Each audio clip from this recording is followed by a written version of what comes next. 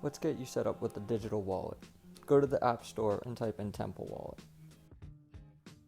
Click Create New Wallet. Now you're going to have to write down your seed phrase. Think of this as a password for your digital wallet.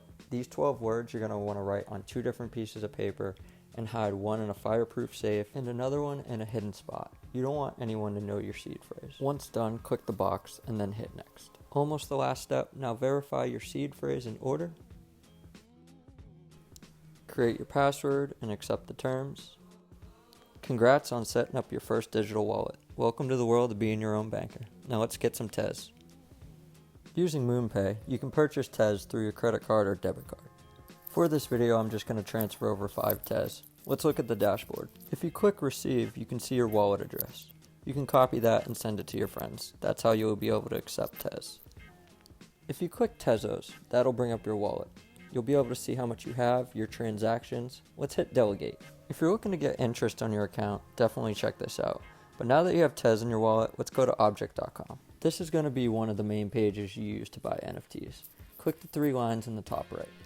Now click Sync. Then you're going to click the Temple wallet. To connect, you're going to have to do 2 transactions. You're going to hit Confirm. It's going to say Approve. And when you go back to the website, it's going to send another transaction. You'll click Open, and then you'll hit Sign. You'll go back to the browser, and it'll say Successful. If you click those top 3 lines, it'll say Profile. That means you're signed in. Now you can scroll through and see everything that's available. Josh Gomez doing a slash grind. We'll keep going down, but you can see the prices on the left, and then offers are on the right. We'll click Josh Baldwin on this character-looking shaped pool. The front side ollie in Vegas.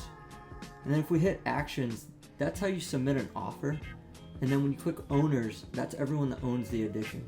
So when we scroll down, you can see that there's 18 editions, and then if you sell it, the royalties are actually split, so it goes to one pool at a time in Josh's wallet. You can see that it says 2.